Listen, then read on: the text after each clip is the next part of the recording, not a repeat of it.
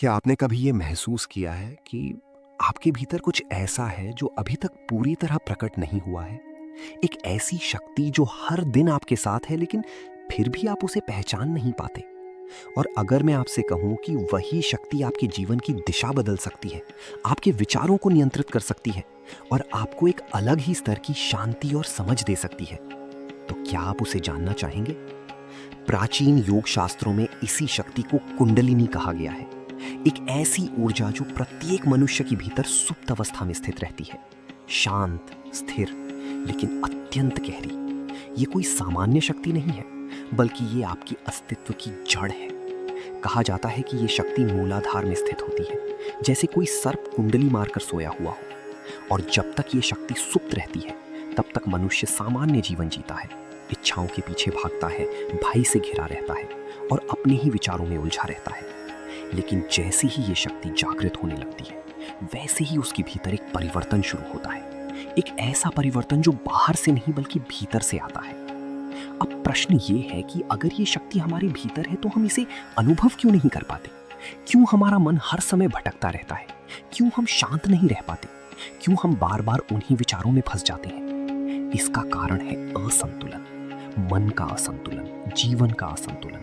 और यही वो जगह है जहां से साधना की शुरुआत होती है। मनुष्य केवल शरीर नहीं है, वो केवल विचार नहीं है, वो केवल भावनाएं नहीं है, वो एक चेतना है। और जब ये चेतना अस्थिर होती है तो जीवन में अशांति आती है। लेकिन जब यही चेतना संतुलित होने लगती है तो मन शांत होने लगता है, विचार स्पष्ट होने लगते हैं और जीवन में एक दिशा आने लगती है। यही कुंडलिनी जागरण का प्रारंभ है। लेकिन यहाँ सबसे बड़ा भ्रम यही है कि लोग इसे एक चमत्कार समझ लेते हैं। वे सोचते हैं कि ये एक दिन में हो जाएगा, अचानक कोई अनुभव होगा और सब कुछ बदल जाएगा। लेकिन सच्चाई इससे बिल्कुल अलग है। कुंडलिनी जागरण एक प्रक्रिया है, धीरे धीरे होने वाला एक आंतरिक परिवर्तन है। ये कोई तेज घटना नहीं है, बल्कि ये गहरी यात्रा है। और इस यात्रा की शुरुआत होती है छोटे छोटे कदमों से। सबसे पहला कदम है अपने जीवन को सरल बनाना। जब तक आपका जीवन व्यवस्थित नहीं है, तब तक आपका मन भी व्यवस्थित नहीं होगा। और जब मन ही स्थिर नहीं है, तो ऊर्जा का संतुलन कैसे होगा? इसलिए प्राचीन साधना में जीवन के नियमों को बहुत महत्व दिया गया है। समय पर सोना, समय पर उठना, सरल भोजन करना, वाणी में संयम रखना। ये सब केवल नियम नहीं है, बल्कि ये आपके भीतर की ऊर्जा को स्थिर करने के तरीके हैं। अब अगला चरण है श्वास। श्वास केवल हवा नहीं है, बल्कि ये प्राण का प्रवाह है। जब आप अपनी श्वास को नियंत्रित करते हैं, तो आप अपने मन को नियंत्रित करना शुरू कर देते हैं। धीरे धीरे आप महसूस करेंगे कि आपके विचार कम हो रहे हैं, आपका मन पहले जैसा बेचैन नहीं है। और यही वो अवस्था है जहां से ध्यान की शुरुआत होती है। ध्यान का अर्थ है स्वयं को देखना, बिना किसी प्रयास की, बिना किसी जबरदस्ती के, केवल अपने भीतर जो चल रहा है उसे देखना। शुरुआत में ये कठिन लगेगा, मन भागेगा, विचार आएंगी, लेकिन यही अभ्यास है। हर बार जब आप अपने मन को वापस लाते हैं, तो आप अपने ऊपर थोड़ा और नियंत्रण प्राप्त करते हैं। धीरे धीरे ये नियंत्रण स्थिरता में बदल जाता है और यही स्थिरता आपको अपने भीतर की गहराई तक ले जाती है। अब जब आप अपने भीतर जाते हैं, तो आप अपने विचारों को अलग नजर से देखने लगते हैं। आप समझने लगते हैं कि विचार केवल एक प्रवाह है, वे स्थायी नहीं है। और जब आप उनसे अलग हो जाते हैं, तो एक नई शांति का अनुभव होता है। ये शांति बाहर की किसी परिस्थिति पर निर्भर नहीं होती, ये भीतर से उत्पन्न होती है। और यही असली शक्ति है, यही कुंडलिनी की दिशा है। ये कोई दिखावा नहीं है, कोई बाहरी प्रदर्शन नहीं है। ये एक आंतरिक अनुभव है, जिसे केवल वही व्यक्ति समझ सकता है जो इस मार्ग पर चलता है।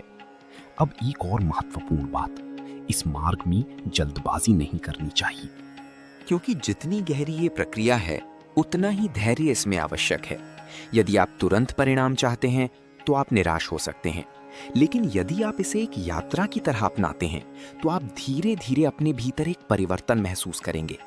आप पाएंगे कि आपका मन पहले से अधिक शांत है, आपकी एकाग्रता बढ़ रही है, आपकी प्रतिक्रियाएं बदल रही हैं। आप छोटी छोटी बातों पर प्रतिक्रिया नहीं देते, आप अधिक जागरूक हो जाते हैं। और यही जागरूकता आपको आपके भीतर की ओर ले जाती है। यही वो अवस्था है जहां से असली परिवर्तन शुरू होता है। अब आप अपने जीवन को अलग नजर से देखने लगते हैं। आप समझने लगते हैं कि बाहरी दुनिया केवल एक प्रतिबिंब है, असली परिवर्तन भीतर होता है। और जब भीतर परिवर्तन होता है तो बाहर की दुनिया भी बदलने लगती है। यही कारण है कि प्राचीन ऋषि बाहरी सफलता से अधिक आंतरिक शांति पर बल देते थे, क्योंकि जब भीतर शांति होती है तो जीवन स्वतः संतुलित हो जाता है।